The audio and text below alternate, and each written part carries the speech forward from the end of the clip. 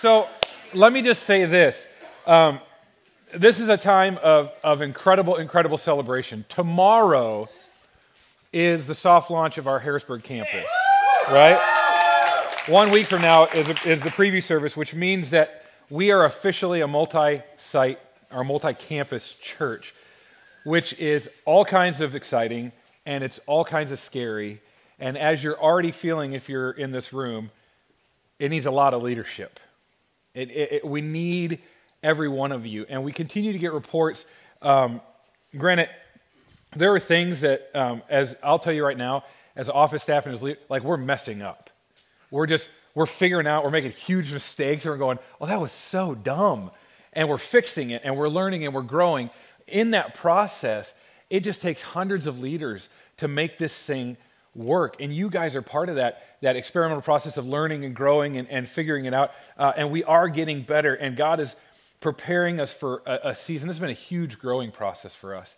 But on the bright side, it's opened up all these new opportunities for leadership and just to volunteer, just to be involved. And so we're so excited. How many of you are Harrisburg campus leaders? Raise your hand. That's exciting. That's incredible. So almost half the room, which is really cool. So we're really thankful for you to be here. But in order to do that, we've got to continue to become better leaders. You cannot give away something you don't have.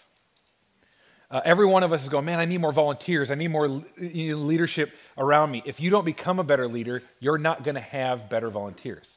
You're not. And so that's why we're doing this. We're doing this to literally offer you that opportunity. And you are a leader. That's why you're here. Whether you've chosen it, whether you kind of got thrust into it, whether you feel like it at times or not, you are a leader. And so we want to continue to pour into you as a leader and to feed you in your leadership capacity. As much as the context, and you've got a handout, this stuff just is on your handout. As much as the context of leadership has changed over the years, the content of leadership hasn't. Like we're talking multi-site church, and this is this crazy thing. For us, 2 years ago, this was like a twinkle in our eye, so to speak. This is crazy idea. And as much as even in our church, the content of what it is to be a leader has changed, the context has changed. The content of leadership hasn't changed in years. And so what I'm going to cover today are some things about leadership that have not changed over time much, if at all, that need to be understood for what they are, just leadership truth. These are 10 truths, if you could just boil it down to a top 10 list, 10 truths about leadership that I think will be helpful for your job. You can take it to your workplace, but as you are a volunteer leader or a staff leader or wherever you're at, even if you're just a volunteer in a ministry, you don't really feel like a leader, this is an incredible tool for you. So we're just going to jump in because there's a lot of them, and when we're done with this, we'll open it up to some questions if we have some time, and then you'll break into breakout groups. But here we go. 10 truths about leadership. Number 1, you make a difference. Everything you will ever do as a leader is based on one assumption. You matter. Like the position would not exist if we didn't need it. And conventional leadership will tell you that leadership happens from the top down. You got the pyramid and the guy on top, and so leadership is reserved for the elect. But the truth is, leadership is something that is accessible to anyone and everyone. It's a choice that you can make. Yeah, there are certain skill sets that make you more natural as a leader or things like that, but all you need to really lead are a passion and a purpose to change how things are. And the greatest obstacle you're going to face to that leadership is always yourself, okay? Everything you need to be a leader, you already have. You're all intelligent. You all have a heart, I assume. And you have the courage to not give up. That's what it takes. Leadership is just about taking that first step. And there's a little known fact about leadership is that leader role models are local. Leadership is not a birthright. It's not a position. It's not a title. It's not about wealth. It's not about being some leadership superstar or having some charismatic gift up front. Leadership is not about who you are as far as your status as much as it is about what you do. In fact, they did a survey recently of 18 to 30-year-olds and asked, who are your most important role models? Who are your most important leaders in your life? The first, they said, was a family member. The second was a teacher or a coach. And third was religious leader. Every one of those is somebody that they knew who knew them. Few people find role models looking to those who have a big reputation. Few people find role models looking for those who get the attention, the people you see on the news, the people you hear about in the media. You cannot measure leadership in a Google search. You just can't. To your team, you are the most important leader. And you have to believe that. To your team, to the people you lead, regardless of what department you're in, regardless of where you help, you are the most important leader. Volunteers in this church, if you don't know this, don't look to me. And if they make that mistake, they find out very quickly, I know nothing about anything, ever. The only thing I know is the right leader to point them to. They don't look to me, they look to you. They look to your leader. The most important leader to them is their direct report, the person that they are directly responsible to. And the desire, the commitment, the vision, the values, the ethics, the actions of a volunteer are all mostly affected by the leader immediately above them. So to a lot of people at this church, the most important leader here is you, not me. Not Phil Wiseman or Will or anybody paid, not a direct, overall leader, but you as their direct report. Marianne Williamson shares this quote, I think, really defines why we struggle with this. She says, our deepest fear is not that we're inadequate, it's that we're powerful beyond our measure. And that is so true about leadership, is that you're the most important leader. And you got to believe that. Number two, credibility is the foundation of your leadership. Credibility is the foundation of leadership. Leadership begins with you and your belief in yourself. That's where it begins. Number one, it only continues if other people also believe in you. All the training like this in the world is meaningless if you actually don't want people to follow you. You must figure out what it takes to be the kind of leader that people want to follow. Are you someone people can get behind? Because only credible leaders earn that kind of commitment. And the truth is, anybody in your ministry, any of your constituents, anybody who signs and says, I want to volunteer for X, and then that means they report to you, any of those constituents have clear expectations of you as their leader. Whether you're a life group leader or you're helping with a kids ministry or whatever, they come in with clear expectations of you. In fact, there are a few character tests that you must pass before people are willing to follow you. When they ask people, what kind of leader are you willing to follow? Here were the top 4 answers. 85% of people said someone who's honest. 70% said someone who's forward-looking. They're thinking ahead. They're a visionary. 69% said inspiring. 64% said competent.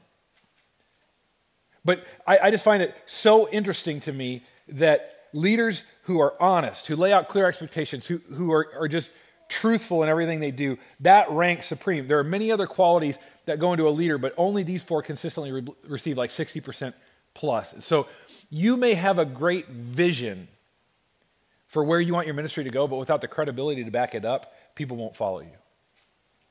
So this brings us to the first law of leadership. If you don't believe in the messenger, you won't believe the message.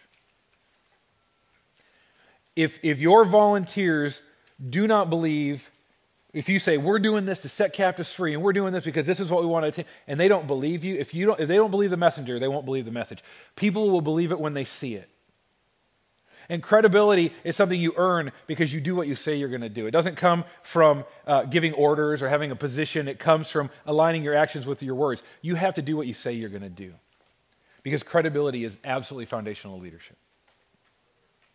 Number 3, values drive commitment. People want to know what you value, what you believe, what you really, truly care about.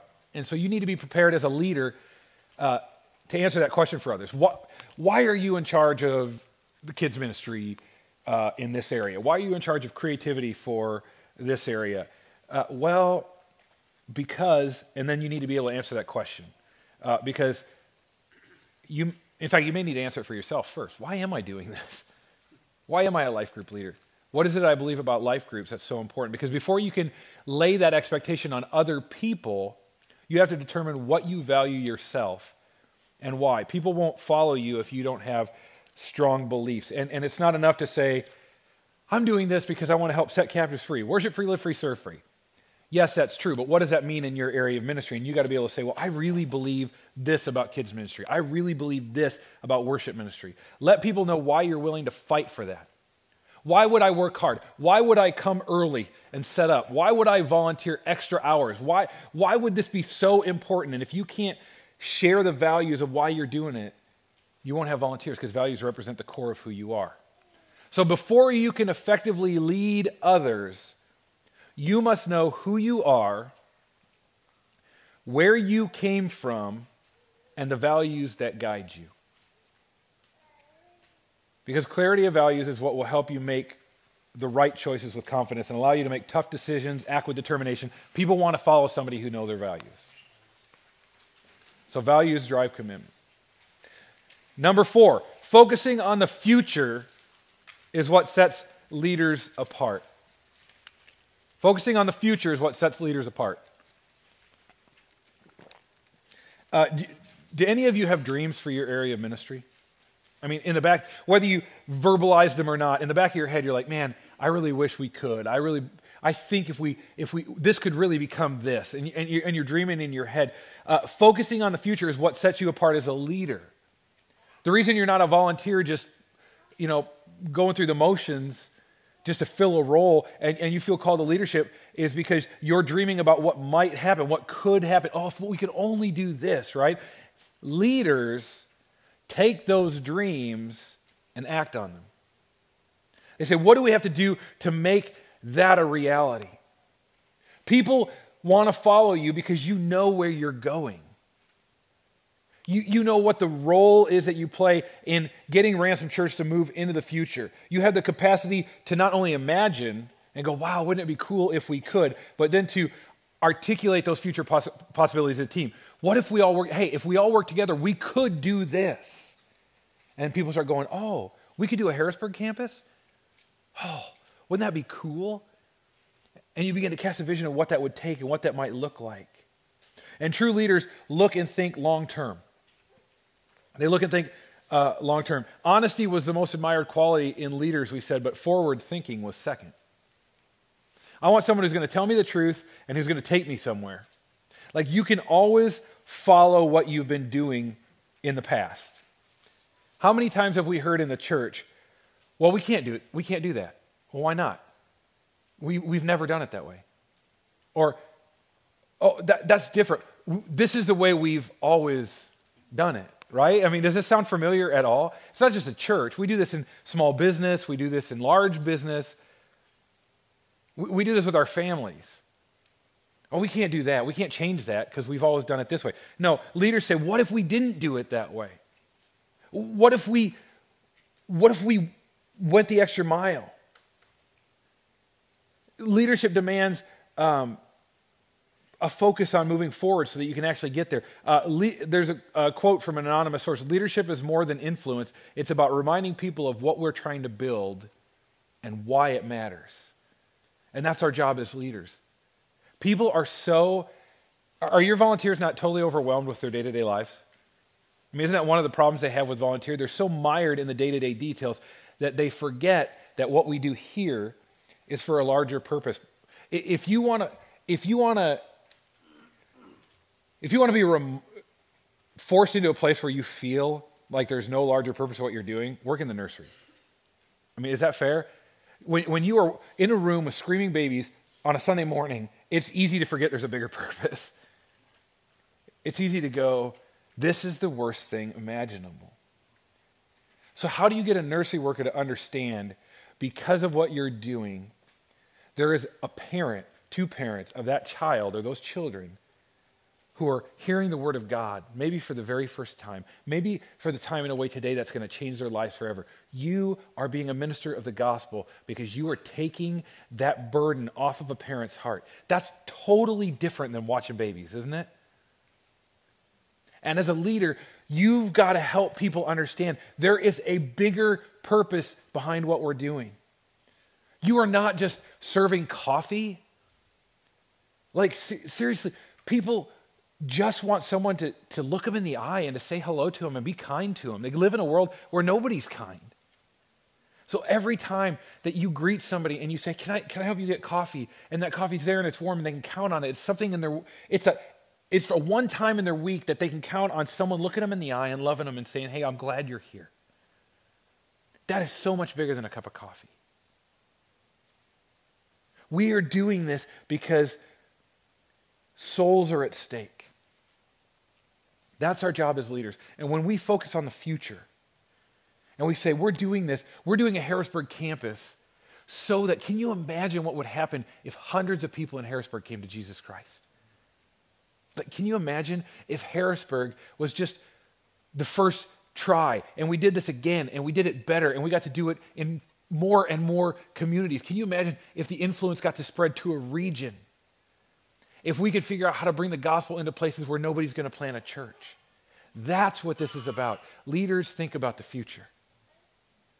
And so for your ministry, for your area, you can go, what is the future of serving coffee at the Ransom? You say, I don't know, like decaf?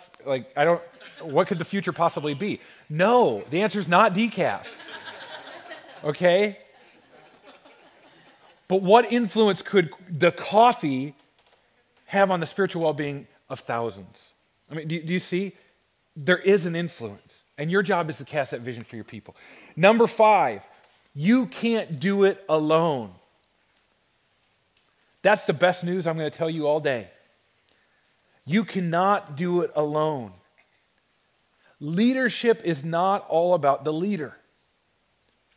True leadership is about serving others, and not the other way around. No leader can single-handedly get anything extraordinary done. You're all good. None of us are that good. Like, you may be the captain, but without the team, you can't win. And so, if you think you're a leader, turn around. If nobody's following you, you're just out for a walk. Who are you inspiring? Who's coming alongside? Who's caught the vision of what you're doing? Because the key is it's not all about what you can do. It's all about what needs to be done. And they're finding that IQ and experience mean absolutely nothing if you don't have any emotional intelligence. And in fact, they're saying that your emotional quotient or your EQ is more important than your IQ. The lack of emotional intelligence is the greatest predictor of failure among leaders.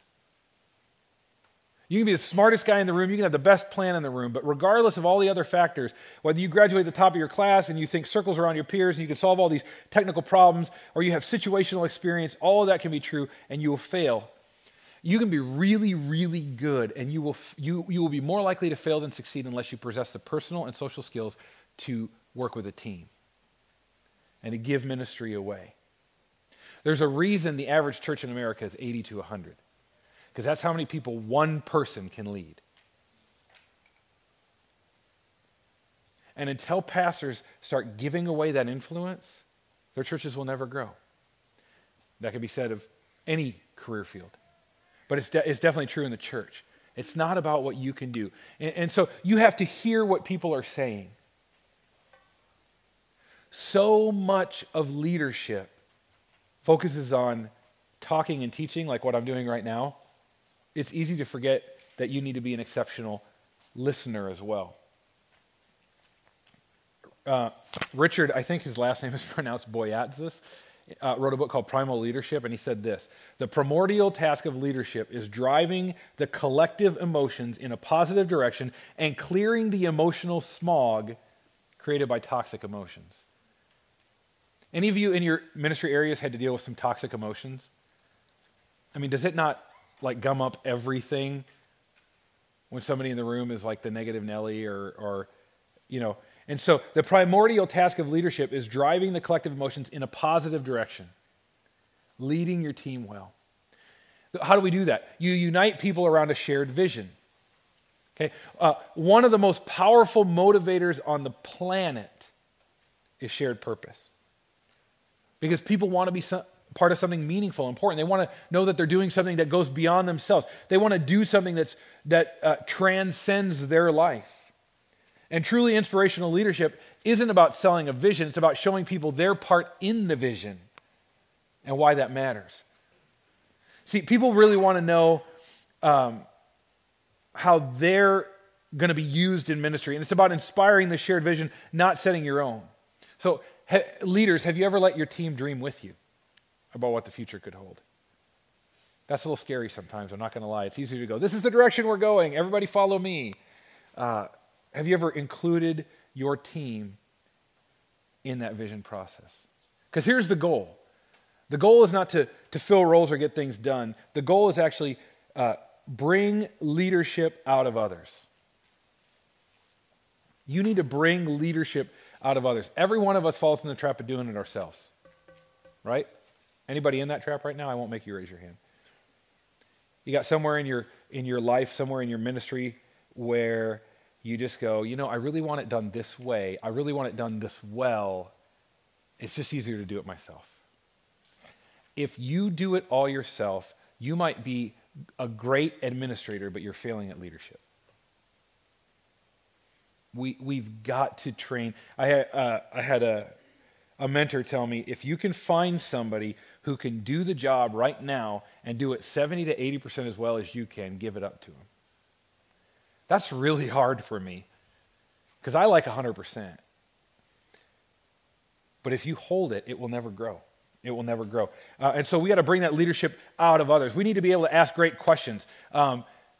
The answers to your biggest problems are out there right now. They might actually even be within your team. And we often find, we often don't find the answers we're looking for. We're too scared to ask them, or people are too scared to offer because they're like, are they even going to accept what I have to say? But people want to feel like they have a choice in the matter. They want to feel like they have a say. Your job is to increase people's self-determination and confidence. You know how you do that? Letting them lead. Letting them fail. Letting them make mistakes. And letting them grow. So that's the first 5.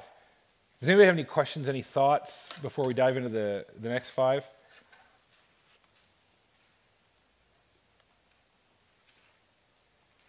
That'll make sense? Either you're asleep or I just did a really good job. I'm going to go with good job, and we're just going to call it good. Number 6, trust rules. Trust rules. If people don't trust you, they won't believe what you say. They did a test of different organizations in town, and they found that in they categorized what they called high trust organizations and then like low trust organizations. And they said the difference in performance, high trust organizations outperform low trust organizations by 286%. In other words, if you don't have trust, you will underperform. If you don't have trust, your team will be slow to innovate. Trust influences your credibility. It influences your ability to get things done. Trust motivates people to go beyond compliance. Trust causes them to reach for the best in themselves and their team. People won't take risks for you. They will not give up their time. They will not give up their energy. They won't lay it on the line unless they feel safe with you. So bottom line, if you increase your trust, you increase your influence. If you increase your trust, you increase your influence. And here's the hard part. And this is key. You have to ante up first. Dang it. Building trust begins in any relationship when one person opens up, right? Well, if you're the leader, guess what? That gets to be you. You have to be the one to demonstrate character and the ability to do your job and integrity and honesty. You have to build a platform of trust for other people to stand on. So here's quick 4 key behaviors that cause you to be more trustworthy. Number 1, behave predictably and consistently. Behave predictably and consistently. In other words, what you say and what you do has to match. What you say and what you do has to match. You know, life group leader who says, we're going to go serve in this ministry, but he hasn't really set up the details yet. And then a couple weeks go by, and finally he goes to set up the details, and because he didn't do his legwork, now it's all booked up. And then he has to come back to his group and say, yeah, I know I said we were going to do this, but we're going to do this instead. What you say and you do has to match up. You have to behave predictably and consistently. Number 2, you got to communicate clearly. You have to over-communicate. You have to make sure that you're clear. You have to say, here's what we're going to do, and by the way, this is what we're going to do, and by the way, here's what we're doing. And you can't communicate it too much. Perfect example is this event. We had plugged in this morning, and we're training leaders, and now we got volunteer leadership team, and there was a little confusion about times and this and that, 15-minute gaps, things that were not lined quite right up. And so I have leaders contacting me yesterday going, now, okay, what are we doing again? Like, that wasn't because anybody did anything wrong, but we just got to communicate all the time and communicate clearly and be on top of it. Your volunteers have a lot going on in their lives, so you got to communicate clearly and a lot. Number 3, treat promises seriously. Do not promise what you cannot deliver.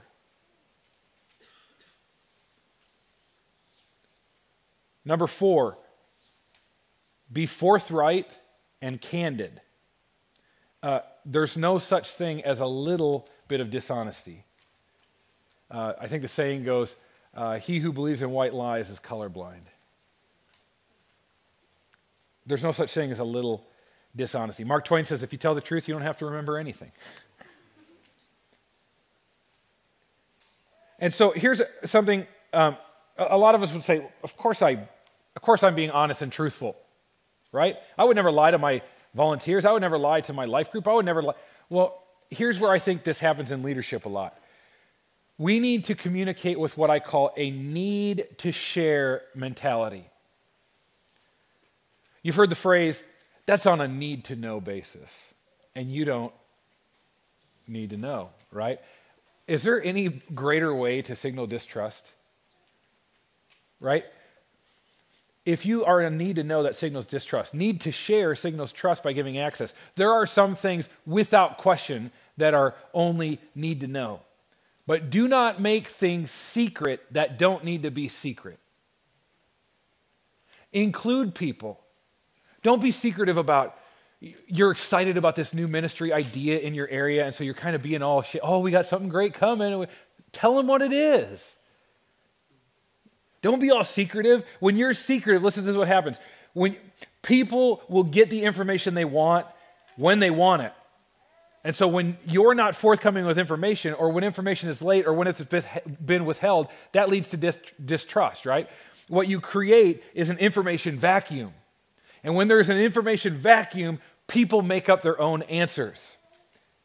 And they're usually not the right ones. When you leave that information vacuum where people are like, oh, I wonder what we're doing, they start to guess. And more than likely, they're going to guess negatively. They're going to become cynical.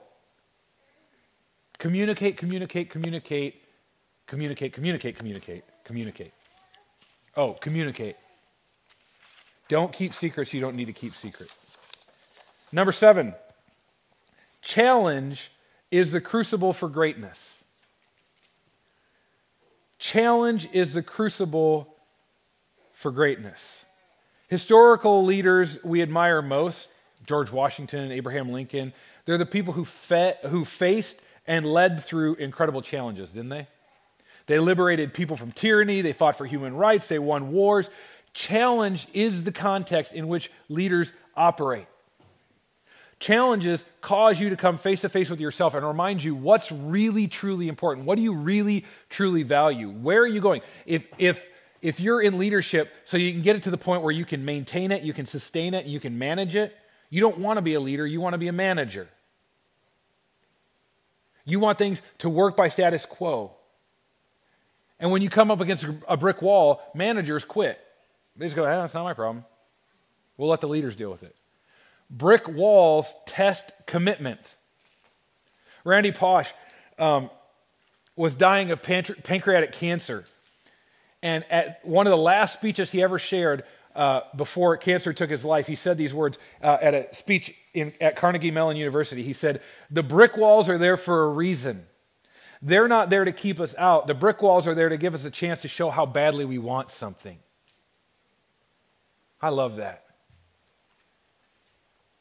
What is your brick wall? What is that thing you've come up against in your ministry and you're like, well, I guess that's as far as we can go? Knock the wall down. Brick walls, all they do is they test commitment. So ask yourself two questions. Number one, what do you want? In your position, in your job, or your ministry, or your volunteer position, what do you want? Number two, how badly do you want it? Because leaders see open doors where others see brick walls. And there's something we need to remember in that, because this one of the things that keeps us from testing that brick wall is we're scared to mess up, right? What if I blow it? Listen, remember, failing is learning. There's nothing you've ever gotten better at, ever in your life, that you've gotten better at because of success. Success only teaches you one thing. I'm pretty good at this. And that's not even true. So all success ever teaches you is a lie about yourself, that you're better than you think you are. Failure teaches you how to be better than you really are. Failing is learning. You will fail. No one's good enough not to. Mistakes are going to happen. Defeats are going to occur. When you try something new, you will fall down, guaranteed. The point isn't to promote falling down and failing. The point is that failure is part of the process. We tell our staff, make huge mistakes. Make hundreds of mistakes. Just don't make the same mistake twice. Because failing is learning. Leaders improve because they make mistakes and then they learn from them. Much can be learned from success, but much more can be learned from mistakes. They're the best teachers. Number 8. You either lead by example or you don't lead at all. You either lead by example or you don't wait at all. Leadership is taking actions to show others that you mean what you say, to demonstrate and model. You've got to walk the walk. Like, you must live your values in plain view for other people to follow. The key is, do you say what you'll do? Do you see all of these trends coming back to honesty, integrity, truth? You need to practice what you preach. You need to put your money where your mouth is. Your actions have to be consistent with your words. You have only 2 tools at your disposal: what you say and how you act. What you say might be interesting. It might even be inspiring, but how you act is crucial. I would say that the world is full of interesting leaders who were ousted for their character. What you say will do what you say you'll do. Next, admit your mistakes. Nothing undermines credibility faster than not admitting your mistakes. And this is an Achilles heel for leadership, believing that you will never fail. When you think that you know it all, you have all the answers, you're going to find your team does not rally around you. They can see right through that. Instead, be honest. Be like, I don't have all the answers. Don't pretend that you do. Admitting your mistakes sets a positive example. You know what else admitting your mistakes does? It sends a signal, hey, it's okay to mess up. It's okay to risk. It's okay to learn from my mistakes. Make 100 mistakes. Make big mistakes. Just don't make the same mistake twice. Number 9, the best leaders are the best learners. So let me ask you a question. Do you believe that the potential to lead exists inside of you? Do you actually, I won't make you answer that right now, but do you actually believe I am a leader? God's called me in this area to lead. Because if you will apply your head, if you will apply your heart, and if you will apply courage, you can learn to lead. Leadership is not preordained. It's not a gene. It's not a trait. Leadership can be learned. Yes, it comes more natural to others no question. But anyone can learn the skills to lead. The problem is not the absence of leadership skills. They're out there to be learned. And the problem is the myth that you can't learn leadership. Sure you can. If you sit in today and you go, oh, that was a gold nugget, you take that gold nugget away and you apply it to your ministry, you're a better leader. The problem is not absence of leadership, it's the myth that can't be learned. The best leaders are the best learners.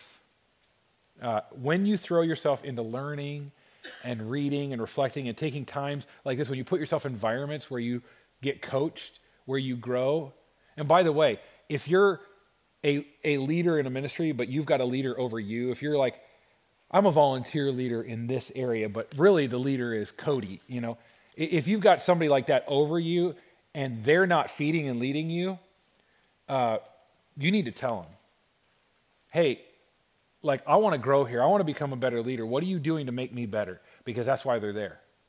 And so if your leader's not doing that, hold them accountable. Hold their feet to the fire. When you put yourself in environments where you're coached and you can grow, you will experience improvements. You will experience success. Because the best predicator of success is not skills and abilities. The best predicator is the willingness to learn, or what they call learning agility. How flexible are you in what you're willing to learn? The key here is you need to adopt a growth mindset. Is it safe to say that the world is changing at an astounding pace? So, what you learned about leadership 5 years ago, is it still enough? I mean, come on. Like, we've changed in 5 years from, you know, CDs to digital music to, like, now there's 8 digital movies. Everything's download. Everything's 8-track. 8-tracks are coming back around. If you know what an 8-track is, you need some new leadership. But we need to learn how to learn constantly. We cannot go into a fixed mindset says, this is who I am. In a fixed mindset, the qualities of leadership are carved in stone. In a growth mindset, I can learn how to, you say to yourself, I can learn how to do this if I try. That's not within my skill set, but man, if that's what the job takes, I can learn how to do that. People who lean on their talent, listen, people who lean on their talent tend to never reach their potential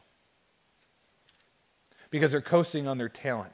And when you're leaning on your talent, you're too afraid to make mistakes and look foolish. But people who have to earn it, who have to push, who have to stretch, who have to confront their mistakes and mess up and get better, tend to reach their potential more because talent doesn't guarantee success. High IQ doesn't guarantee success. What truly differentiates the best leaders is hours and hours and hours of practice and trying and getting better. There is no such thing as instant expertise. There's just not. There's no shortcut to greatness. That stinks. Just give me the blue pill and tell me I'm a great leader. I wish that is how it worked. It doesn't. So here's some elements of deliberate practice. Number one, it's designed to improve performance. What are you doing to make yourself better? Number two, it has to be repeated.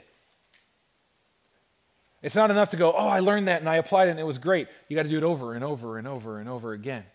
Number three, this is a hard one. Feedback is welcome. Tell me what I'm doing wrong. Tell me what I could be doing better. Please. Feedback is welcome. Number four, it's highly demanding mentally. It will stretch you. And number five, oh, my favorite, it isn't very fun. It's not. I mean, I could tell you conversation after conversation I've had with staff and key volunteer leaders about this. And we've had conversations where we've talked about leadership, we've taught leadership, and we're like, yeah, I know I need to do that. I know I need to do that. And like 6 months later, we review those things. Oh, I know I need to do that. I know. And it's like, you can't do it. And then all of a sudden, you have to do it. And then you're doing it. And you're like, man, I wish I would have done this a year ago. It just wasn't, like, it's just hard. It's not fun. It's hard work. It's hard work. But that's what it takes. That's what it takes. We have to bring our best. In Malachi chapter 1, verse 6, I was just reading, because I always want to be learning, I was reading Leadership Axioms by Bill Hybel, and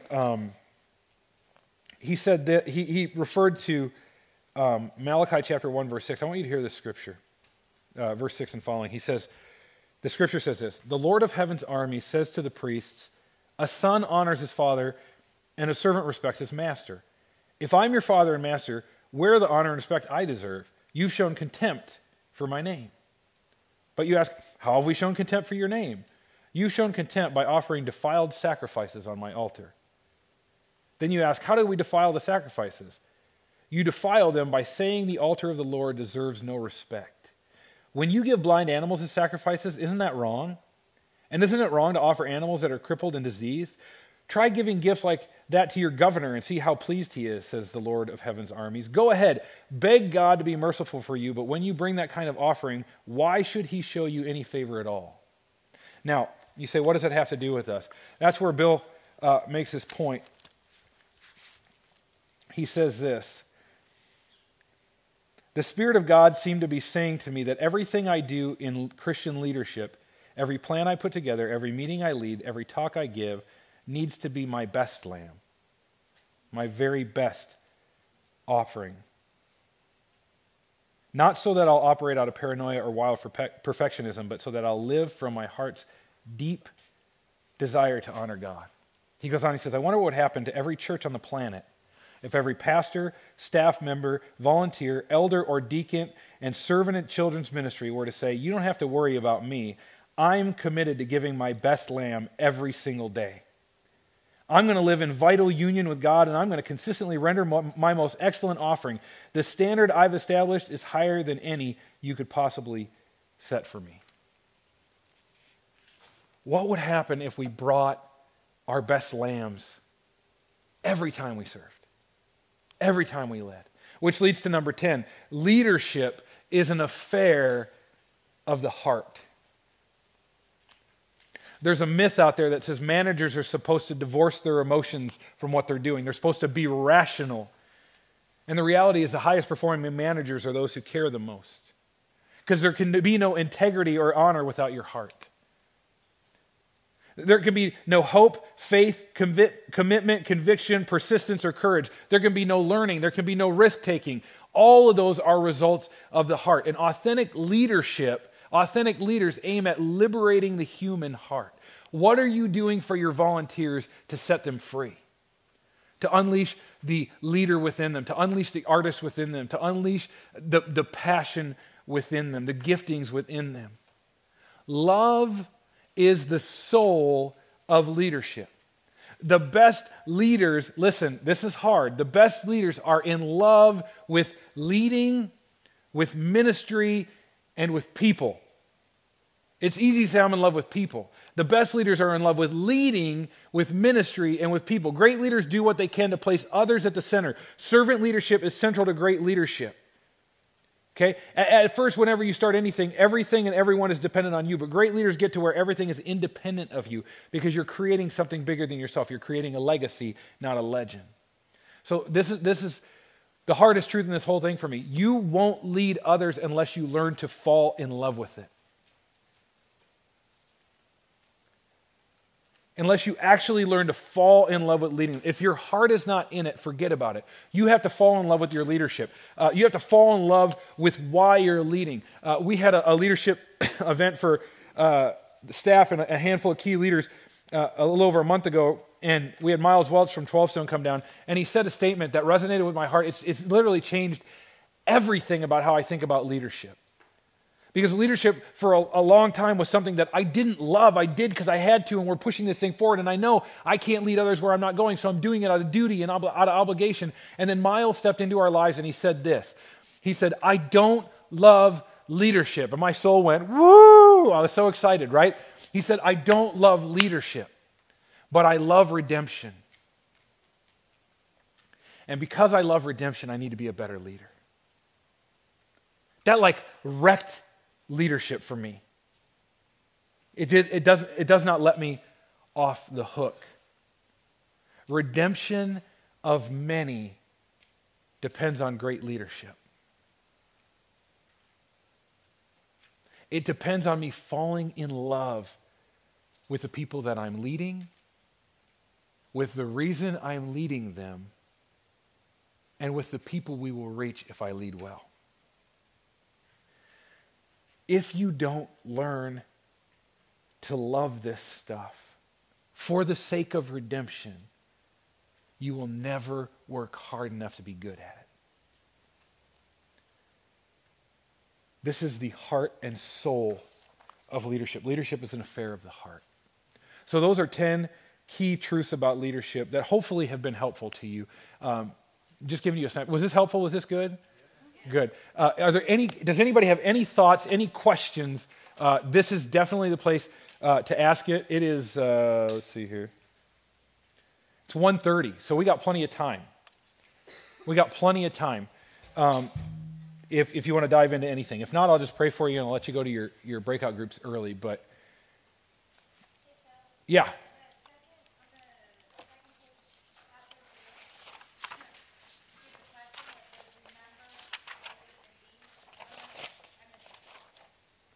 Sure. The question was, what were the points for the second point? Credibility is the foundation of leadership. And it says, which part were you at? Is that what you needed? Point number 2? Under 7, under the 2 questions. Oh, 7. I'm sorry. Point number 7. All right. The 2 questions. Yeah, and I didn't have blanks for that. The 2 questions is, what do you want, and how badly do you want it? Is that what you're looking for? Yeah, and then what's remember? Remember, failing is learning. Failing is learning. Yeah. Yeah. Any other questions? It's easy if you are in, let's say you're in a volunteer leadership role. Let's say you're sitting in here and you're going, I'm not really a leader.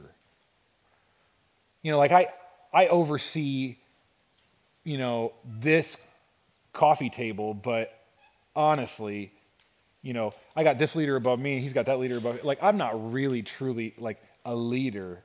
I'm more of a manager. I would say to you this, there's no role too small to lead from. And whether you're a leader or a manager is entirely up to you. But if God puts you there, and if you can make a kingdom difference, and if others can make a kingdom difference through your leadership, is it not worth it to learn this stuff and apply it? No matter what role you're in. Because you can never lead from, there's no spot too low to lead from. Does that make sense? So any thoughts, any questions, anything that really resonated with you?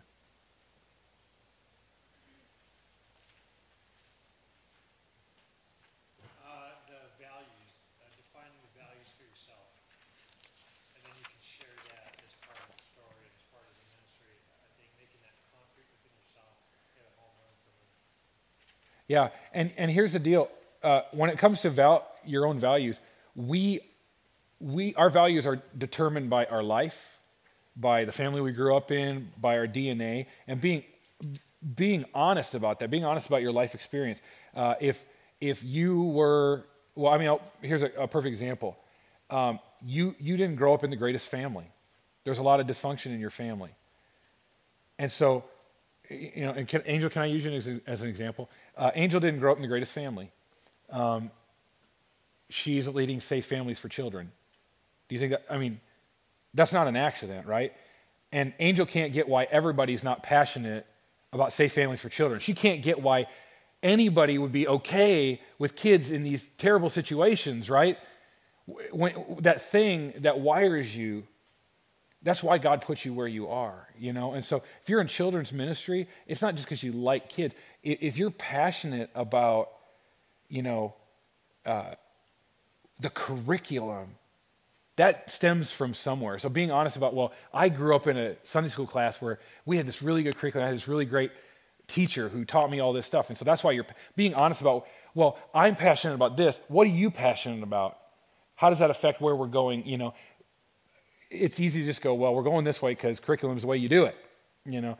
But having those conversations, it helps you be honest about where you're at. Yeah. Great. Any other thoughts? It seems to me that it all starts with a vision. If we don't all share a vision, then none of this other stuff really has the impact. Yeah, unifying around a vision is absolutely critical. Because you all volunteer for a church, we're pretty clear about our vision. You know, setting captives free, worship free, live free, serve free. You know what that, but okay, so you're in the teen ministry. What does it look like? Like, how do you capture that vision in a way that helps students understand what that is, what that is within the context of a teen life group? You know, you've got to understand that whatever role you play for the ransom, it's not secondarily, it's directly related to the vision. Like there's no role, if you stand at the front door and you hold the door, that is setting captives free.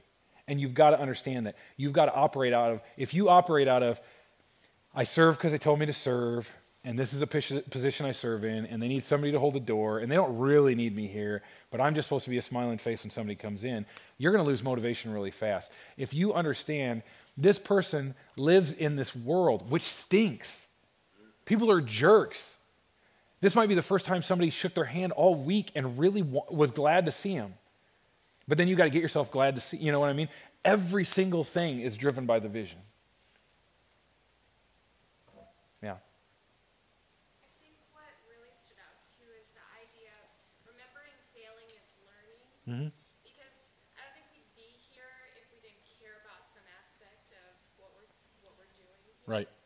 And we have such high expectations of how we want our ministry to go. I mean, me personally with worship, like I really want, the Spirit to fall on the people.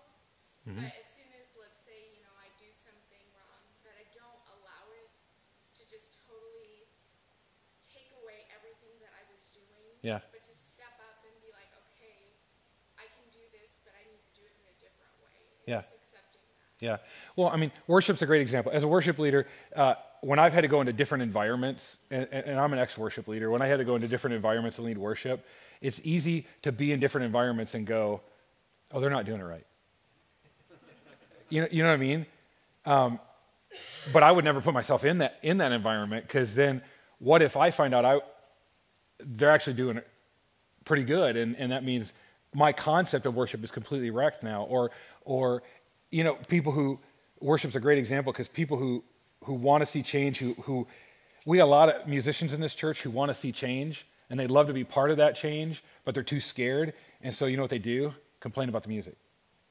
I mean, you know what I mean? It's because it's easier to go, oh, we should fix this and this and this, than to put yourself out there. But yeah, that idea that, no, get in there and fail, mess up. Like, find out that maybe my idea was right, but maybe it was wrong, and I'm willing to risk it all for the sake of the bigger thing. Yeah, thanks, Whitney. That's fantastic. So this whole thing on point 2, where you began with credibility, talk about credibility, Mm-hmm. and combining that with over in point 6, talking about 4 key behaviors of predictability, being predictable and consistent. Mm-hmm. For me, anyway, when I'm not consistently who I am when I'm by myself, then I'm with people, there has to be consistency in my life, in my spiritual walk. When I'm consistent in that, it's really difficult to be predictable, consistent outwardly, but inwardly, you know what I'm saying? If I'm a different person leading here. Yeah, yeah. Well, we're gonna talk about this tomorrow in church, Wayne. Actually, we're talking about this whole developing a healthy spiritual appetite. I mean, that's what helps you have a good life. But we're going to talk about, I mean, I go to the gym, and I see ladies on the elliptical all the time drinking a Frappuccino. I mean, if you're doing that on the elliptical, what are you eating when you're not on the elliptical? You know what I mean? But the inconsistency of that is lost on them. And the credibility of saying, I mean, we're just going to talk about, like, no amount of coming to church on Sunday will make up for an unhealthy spiritual habits throughout the rest of the week. This is especially true in leadership. It's like having a fat trainer. You should work out. I don't. Like, it doesn't work. Doesn't work. So I'm not even sure what that machine does, but I hear it's really good. You're not going to be a trainer for long. So. It's difficult to act consistently when you're not consistent Yeah. Yeah. Yeah. And I want to make this clear. We already believe you're a leader, whether you do or not. Okay? Like, you're sitting in this room, we already believe in you. We already see your potential, your high-end potential, and we're willing to invest and risk the failures. We know the mistakes. Like, we know you're going to fall on your face. You're going to blow it up. You're going to make stupid mistakes, and you're going to go, why did I do that? But we believe in your ability to lead in such an incredible, incredible way that you're worth the investment to us, and that's why we do these things. And so please, when you hear this stuff, don't go, oh, man, all that stuff's true. I'm not a leader. No, you are a leader. That's the first thing we said. You are a leader. That's why you're here. Now, how do we become better leaders? Don't get overwhelmed by 10 of these. Take one of them and go, you know what? For me, it was this. I got to be better at this. I got to be better at this. So, let me pray for you, and then if you do not have a breakout group, you're free. And if you have a breakout group, we'll give you like 10, 15 minutes. So, Heavenly Father, thank you for this time. Thank you for any opportunity that we can take to get better, to sharpen ourselves. God, I go back to that statement by Miles. We don't love leadership, we love redemption. We love you redeeming this world. And if you can better redeem this world through me as I become a better leader, Lord, may it be so. May you continue to refine me and to grow me and to shape me and to make me the best I can be for the sake of your kingdom, I pray. In your name, amen.